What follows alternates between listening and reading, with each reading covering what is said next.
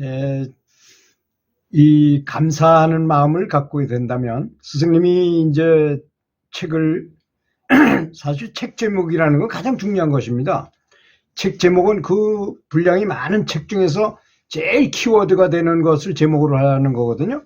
그래서 사랑이 유일한 해결책이다 이렇게 말씀하신 것, 사랑이 얼마나 중요하면 그렇게 하겠습니까? 근데 사랑이다 하면 보통 그 남녀 간의 사랑도 들어가고 그래서 좀 이게 좀 그래서 저는 감사함으로 통일을 하고자 합니다.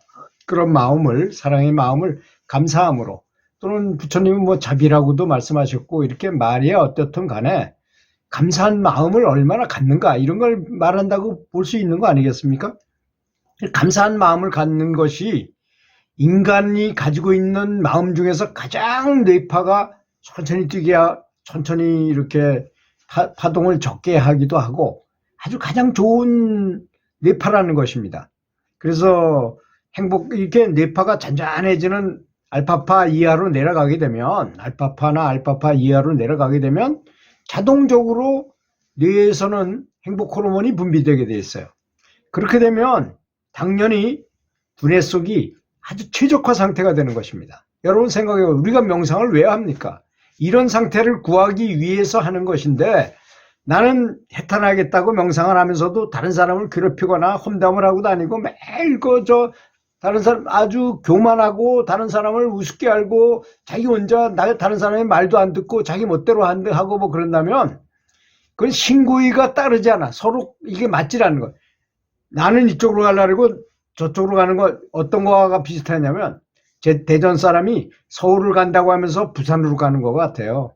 그러면서 빨리 가라고 또 막 두드려요. 그럼 부산으로 점점 더 서울과는 멀어지는 거, 그런 결과를 가져오는 것입니다. 이 감사한 마음을 계속 훈련을 하고, 감사 훈련한다는 게 뭡니까? 감사를 내보낸다는 거죠. 감사를 이해하고 이 말을 못 알아들을 사람이 누가 있습니까? 감사는 좋다는 건 아마 모르는 사람은 아무도 없을 거예요. 근데 알고만 있어가지고는 아무 소용이 없는 것입니다. 남에게 보답을 하고 보내고 감사한 마음을 갖고 그렇게 하는 것이 실천하는 것입니다. 그래서 우리는 가서 돈을 많이 가서 선물을 사다가 누구 북한하는 사람 돕고 이런 게 아주 큰 보시를 하는 것처럼 느껴지지만, 실제로는 감사 기도를 하는 것이 훨씬 더 높은 차원이고 훨씬 더 보시 공덕이 높다는 걸 알아야 됩니다. 그래서 법보시가 좋다고 말하는 것도 있고, 그런 계통에 남을 위해서 기도해 주는 것, 그것도 법보시 아니겠습니까? 그런 기도가 더 중요하다는 것도 알아야 됩니다. 이제 수행에 진보하고자 하면 언행일치가 되고 내 마음이 정말 성인다운 마음, 정말 자비로운 마음이 없어가지고는 도무지 진보할 수가 없습니다. 이게 구조가 그렇게 돼 있어요. 이 영계의 구조, 또 사람의 구조가 그렇게 돼 있습니까?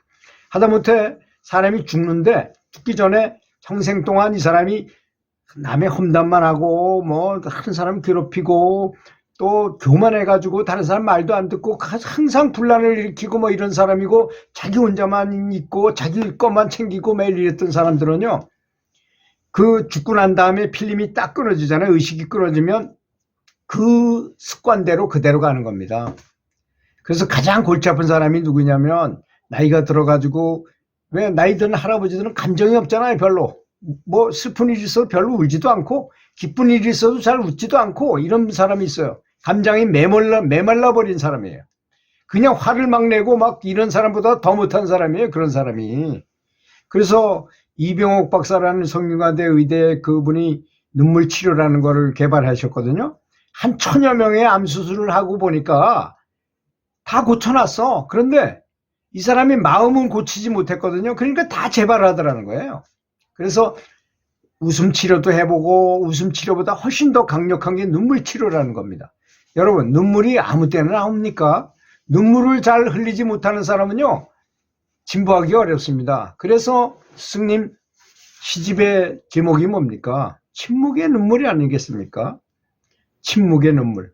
눈물을 언제든지 빨리 흘리도록 노력해야 돼요. 항상 훈련해야 됩니다. 그것도 안 되면 훈련해야 됩니다. 그런 것이 바로 이 감사훈련이라는 것인데요. 마음속에 이제 지혜의 창고를 열어야만 뭐 영감을 얻고 영적으로 밝게 뭐 해탈도 하고 창의력도 많이 생기고 아이디어도 얻고 지혜가 열리고 그럴 거 아니겠습니까? 그런 열쇠가 뭐냐? 바로 사랑이고 감사라는 것입니다. 사랑과 감사, 자비 뭐 다 마찬가지 얘기죠. 부처님이 사무령심이라는 걸 얘기했잖아요. 사무령, 네 가지 무령, 자비, 희사. 이게 다 다른 사람을 위해서 감사한 마음을 많이 보내라. 자, 사람을 사랑해라. 다른 사람이 불쌍하고 가여우면 같이 가엽게 생각하고 그렇게 도와줘라. 같이 즐거워해라. 다른 사람이 좀 높이 뭐 했다 그러니까 기뻐해 주는 게 아니라 질투심을 갖는다. 이런 사람은 안 된다는 얘기죠. 사심 없이 해라 이거야. 공평하게 해라 이런 걸 말하는 거거든요. 그런 무량한 마음이 사람한테 있다. 그럼 그걸 왜 말씀하셨나요? 그냥 이론적으로 알아두라고 얘기한 게 아니십니다. 그걸 닦으면 도를 통할 수 있다는 것까지 간다는 겁니다. 그것이. 그 사실을 알아야 됩니다. 그래서 비파사나 해가지고 깨달은 사람 있잖아요. 그렇죠? 또 태국원처럼 어떤 춤을 춰도 높은 경지에 올릴 수 있습니다. 그런 마음을 알아야 된다는 것입니다. 그래서 사람이 이렇게 지혜의 창고가 닫힌 거잖아요. 우리가 확실히 열지 못했다면. 그런 이유가 뭐냐? 탐진치 때문이라고 그랬잖아요. 세 가지 독이 있다. 이게 사람 마음에 독이 있는데 욕심, 탐, 진, 화내는 거, 치 어리석은 거다. 친 어디서 오나요? 탐, 진 때문에 오는 거잖아요. 욕심과 화내는 것에 있다. 화내는 건 왜 나오죠? 욕심에서부터 시작돼. 욕심이 없는데 어떻게 화가 납니까? 아무런 욕심, 내가 저놈보다 더 잘 살아야 되는데 내가 가난하니까 화가 나는 거고, 내가 우승해야 되는데 내가 우승을 못하고 저 사람이 졌기 때문에 화가 나는 것이고, 이런 것이 아니, 그냥 욕심이라는 것이 가장 중요하다는 것을 우리는 알게 됩니다. 여기서. 그리고 화가 나는 이유 중에 하나가, 가장 큰 근본적인 이유는 내가 죽는 것 때문이고, 내가 이 몸이라고 생각하는 데에 문제가 있는 것입니다. 내가 몸입니까? 나 죽어도 살아있어요. 사람이. 죽어도 마음이 그대로 있다는 걸 알아야 됩니다. 그런데 죽어버리면 그만인 줄 알고 자살하는 사람도 있어요. 그건 참 어리석은 생각입니다. 자살하면 아주 큰 과보를 받게 돼 있어요. 그걸 모르기 때문에 죽으면 다 끝나는 줄 알고 죽는 겁니다. 살아서 최선을 다해야 되는데도 불구하고. 사람 몸이 얼마나 소중한 것입니까? 이렇게 영적 에너지 센터가 있고 우리는 몰라도 실제로는 굉장한 것이 우리 몸입니다. 몸이 없으면 수행을 할 수가 없어요. 영가들이 몰라서 못하는 게 아닙니다. 알아도 이 기구가 없는 거야. 말하자면 저 일단 섬에 가서 조난을 당했는데 핸드폰이 있으면 연락만 하면 바로 헬기가 오잖아요. 근데 핸드폰이 없어요. 그러면 안 되는 거하고 똑같은 이치인 것입니다. 사람 몸이, 그래서 사람 몸으로 태어나는 것이 그렇게 어렵다고 백천만급 난조우라고 말한 것입니다. 금강경에. 그래서 욕심이 화를 부른다는 걸 알고, 자, 대인관계에 있어서 내가 감사한다 이거야. 저 친구가 아무리 나쁜 사람이고 불편한 사람이고 그런 사람이라 하더라도 내가 감사하고 저 사람을 극 존중을 해요. 정말 거울의 법칙이기 때문에 저 사람이 정말 나쁜 사람이고 정말 잘못하지만 나는 아주 지극히 공손하게 그 사람을 대해. 그러면 그 사람도 나를, 그런 경우 있잖아요. 다른 사람은 나쁘다는데 나하고 그 사람은 친해. 내 말은 잘 들어. 그런 것입니다. 거울의 법칙이기 때문에 그런 것입니다. 그래서 대인관계에서는 겸손해야 되고 사랑을 진심으로 줘야 되고 감사할 줄 알아야 됩니다. 근데 교만해요. 교만한 게 무엇입니까? 교만한 게 무엇인지는 본인이 더 잘 아실 겁니다. 어떤 게 교만인지. 자기가 사람은 요만큼만 우월해도 굉장히 우월하다고 생각해요. 대단한 걸 가졌다고 착각을 하고 있는 거예요. 그래서 자기가 말이야 다른 사람을 거느리려고 막 이렇습니다. 제가 연락인을 하다가 이제 이번에 그만두는데 참 연락인 하기가 싫더라고요. 왜 그러냐? 다른 사람들을 내 마음같이 좀 많이 나오게 하고 뭐 좀 잘하려고 보니까 너무 어려워요. 그래서 생각을 바꿨어요. 나를 먼저 정화하자. 내가 내 업장 때문에 저런 일이 눈앞에 보이니까 내가 기도하는 게 낫겠구나. 이렇게 요새는 생각을 해서 마음이 편합니다. 자, 대인관계에도 모든 것이 나의 업장이고 내가 참여하는 기도를 부처님께, 우리 스승님이 부처님급이잖아요. 부처님보다 더 높은 등급에 계신 분이니까 그런 그분을 떠올리면서 연부를 하면 나는 업장을 소멸하지 못한다 하더라도 스승의 힘은 그걸 할 수 있습니다. 그런 점을 알고 감사하면서 연부를 해야 할 것입니다. 그러면 왜 안 되겠습니까? 그래서 대인관계가 좋지 않을 때 이렇게 진심으로 연부를 하고 또 108배를 해서 그 사람한테 참회 기도를 한다거나 이렇게 하잖아요. 그 몸과 그 사람 마음이 아닌 진심으로 그 영혼한테 절하고 연부를 해주고 진심으로 감사해 보십시오. 왜 금방 풀리더라고요. 저도 그런 경우가 많이 있었어요. 그 서로 사이가 안 좋은 사람이 있었는데 저한테 아주 굉장히 제 감정을 상하게 했지만, 그래서 제가 참기가 어려워서 오히려 그 사람 쪽을 향해서 108배를 열을 하고 계속 연불 기도를 했어요. 그 다음에 만났는데 너무 나를 좋아하더라고요. 아주 오히려 더 친해졌어요. 그렇게 대인관계를 해설하는, 급히 개선하는데 제일 좋은 것이 감사함이라는 것. 그 다음에 감사하면 부자가 되기도 하고. 왜 그렇죠? 감사하면 유인력의 법칙에 의해서, 끼리끼리 법칙에 의해서 그냥 감사하면 감사할 일들이 저절로 따라요. 당장 그렇다는 건 아닙니다. 계속 감사하면, 계속 감사해서 그런 상태로 계속 있으면 감사할 일들이 따라올 수밖에 없게 돼 있어요. 구조가 그렇게 돼 있습니다. 우주의 법칙이 그렇게 돼 있어요. 그래서 더 시크릿이나 이런 책의 세계적인 베스트셀러에 보면 감사하면 부자도 되고 뭐든지 다 된다고 이렇게 돼 있잖아요. 그 근본이 감사하는 것입니다. 그러니까 예수님도 사랑, 부처님도 자비, 소크라테스는 에로스, 공자님 인, 다 똑같은 말 아닙니까? 네? 감사한 마음, 사랑이 이런 마음이잖아요. 또 이걸 열심히 하다 보면 도를 깨달을 수 있어요. 왜? 최적화 상태가 되고 가장 높은 행복 호르몬도 계속 분비되면서 최고의 상태로 갈 수 있으니까. 그래서 스승님께서 침묵의 눈물을 말씀하신 것입니다.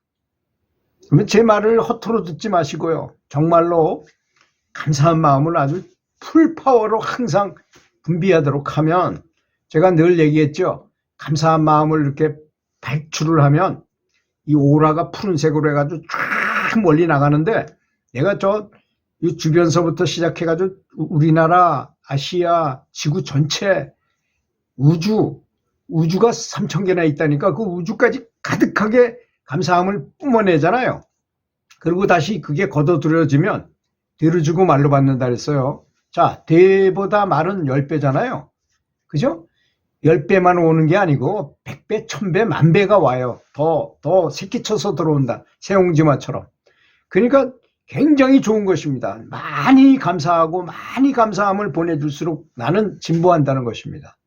확실히 진보하는 것입니다. 그냥 이렇게 어느 정도 이렇게 진보하는 게 아니고, 저는 그런 실험을 많이 해봤어요. 실제로 그렇더라고요. 정말 그렇다는 점을 믿고 그렇게 하시면 좋겠습니다. 그렇게 되면 이 명상 진보도 아주 월등하게, 아주 단시간에 일취월장하게 될 것은 분명한 사실입니다. 제가 그걸 보증하겠습니다. 정말 사랑이 유일한 해결책임을 믿으시고 침묵의 눈물을 흘리면서 지극한 감사함으로 다른 사람을 정말로 부처님처럼 보고 항상 존중하는 태도를 갖고 절대 험담하지 마시고, 험담해보면 여러 사람을 죽여요. 듣는 사람도 죽이는 거고, 그 본인은 말할 것도 없고, 말하는 사람도 감사의 반대가 험담이고 불평불만이잖아요. 불평불만해서 좋을 게 하나도 없습니다. 불평불만하지 말고 감사함으로 뒤덮어보, 그런 생각이 들 때마다, 자, 그런 불평불만은 마귀다. 마귀를 뭘로 뒤집어씌워?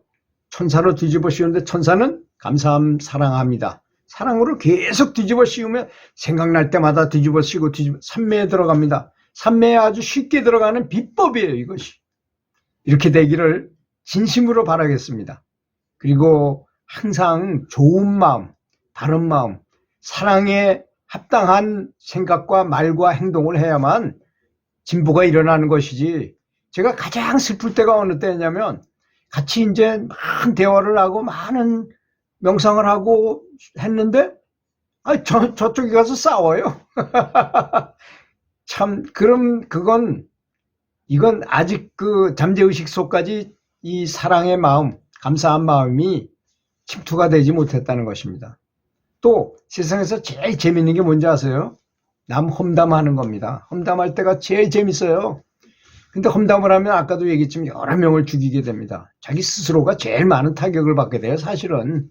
그래서 험담할 거면 그 사람의 장점을 골라서 장점을 남들한테 얘기하고 이런 상태를 만들어내면은 이 세상이 다 평화롭고 지금 현재가 극락이고 천상의 세계, 천국이 아니겠습니까?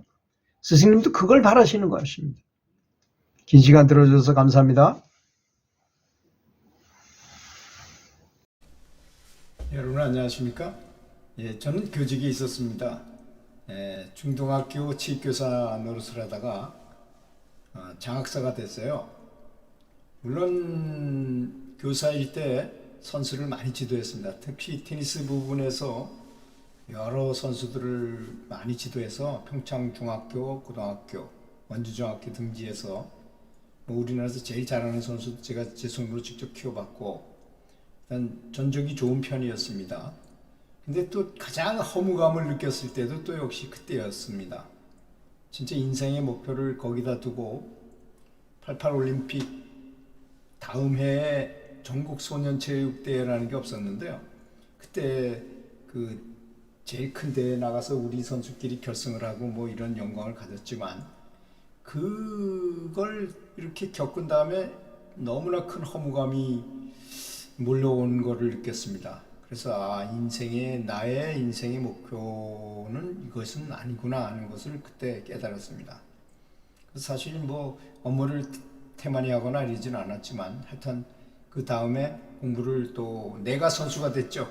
그전엔 선수를 가르치는 입장이었지만 내가 직접 선수가 돼가지고 공부를 열심히 해가지고 장학사 시험에 합격해서 두 번 떨어지고 세 번째 겨우 합격해서 장학사가 돼서 무려 10년 동안이나 같은 자리에서 물론 한 번 갔다 와 다른 데를 다녀왔지만 장학사 10년, 교육연구사 1년 이렇게 하고 교감, 교장을 이렇게 했습니다. 마지막 교장을 했는데 시골 학교에 공모교장으로 갔습니다. 근데 거기서 이제 제가 그동안에 간이 여지껏 교직 생활하면서 과연 학생들을 어떻게 키워가지고 사회에 내놓는 것이 가장 좋겠는가 하는 고민이 있었지 않겠습니까? 교장으로서 그걸 한번 펼쳐보자. 한 100명 정도밖에 안 되는 학교니까 아주 참 좋은 적당한 곳이다 이렇게 생각하고 그 학생들한테 요즘 효도란 말이 좀 어렵지 않습니까? 효도해, 너 나한테 효도해 이렇게 말하기도 곤란하고 그런데 그 효도를 우리나라 사람들이 동방예의주기다 해가지고 우리나라를 여지껏 버텨오게 한 그 모든 우리 한국 사람의 그 근본적인 사상의 효의 정신이 있었잖아요. 그래서 그거를 효도를 감사로 이렇게 바꾸면은 다 맞아 떨어지더라고요. 그래서 제가 신나는 감사운동, 신감운동 플래너라는 책을 한 권 만들었습니다. 그래서 왜 만들었냐면 감사가 좋다는 건 누구나 다 알고 있는 사실이잖아요. 그렇지만 실제로 감사를 하려고 보면 이 감사를 오래 지속하기도 어려울 뿐더러 그래서 플라톤은 말했죠. 감사는 여름철에 있는 참외 같다고 금방 썩어버린다 이거죠. 금방 그렇게 생각했지만 계속 연결하기는 어렵다는 거예요. 그래서 계속하게 하기 위해서는 이 애들한테 좀 쉽게 접근하는 방법이 없을까 해가지고 마인드맵으로 만들었습니다. 그래서 한 20 정도 가지를 이렇게 만들어 놓고 어떤 주제를 주고 거기에 이제 토를 달도록 하면 하루에 100가지씩이라도 쓸 수 있지 않을까 해서 그런 걸 그래서 신감운동 플래너 신나는 감사운동. 신나는 감사운동이 뭐겠습니까? 신이 나온다는 거 아니겠습니까? 신난다는 말에는 신이 나온다 이런 뜻이잖아요. 그게. 그래서 시는 즐거울 때만 나오는 것 같습니다. 실제로 저도 명상을 25년 이상 열심히 나름 했지만, 그래서 그런 오랜 기간의 공부가 있었기 때문에 이것이 바로 가장 중요한 핵심이구나를 파악했습니다.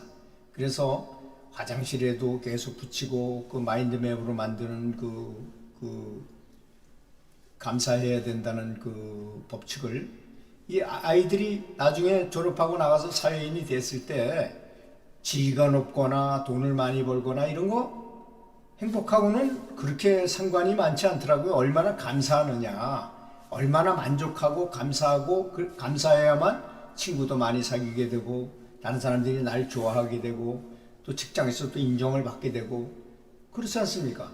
그래서 감사하는 것이 가장 중요하다고 생각해가지고 이제 그 학생들한테는 가장 먼저 감사해야 될 사람을 첫 번째는 부모님, 두 번째는 선생님으로 정하는 게 좋잖아요.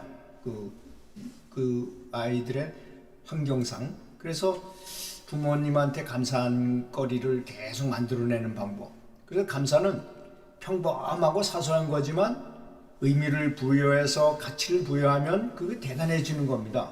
그런 것이 바로 지혜고 창의력이 아니겠습니까? 그런 얘기를 아주 오래 걸쳐서 이제 학생들한테 제가 정교생을 불러놓고 가끔씩 가다 특강을 하면 선생님들도 할 일이 없으니 전부 와서 그걸 들으시면 선생님들 옆에 놓고 학생들한테 너희들이 제일 먼저 감사해야 될 사람은 부모님이고 너희들 선생님이다. 선생님한테 감사해도 되고 안 해도 되지만 감사하면 선생님들은 감동해가지고 더 많이 너네들을 많이 가르치고 정말로 성심성의껏 좋은 관계가 이루어지지 않겠는가. 그래서 우리가 정말 감사 학교를 한번 만들어 보자. 그리고 또 우리는 행복더하기 학교라는 거였었는데요. 예산도 다른 학교에 비해서 3천만 원을 더 받을 수 있었어요.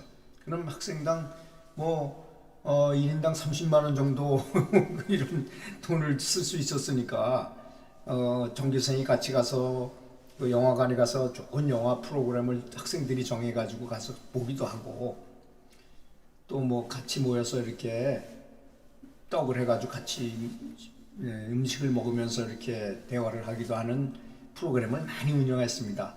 그 모든 핵심은 감사함에다 뒀죠. 그렇게 했더니까 이게 감사 덩어리가 돼버리더라고요. 나중에 보니까 감사의 집단이 돼버려. 그래서 우선 학생들이 선생님을 존중하고 감사하다는 생각을 가지면 선생님들은 학생들한테 당연히 감사하게 하고 또 그 감사함이 부모님한테까지 전해지더라고요.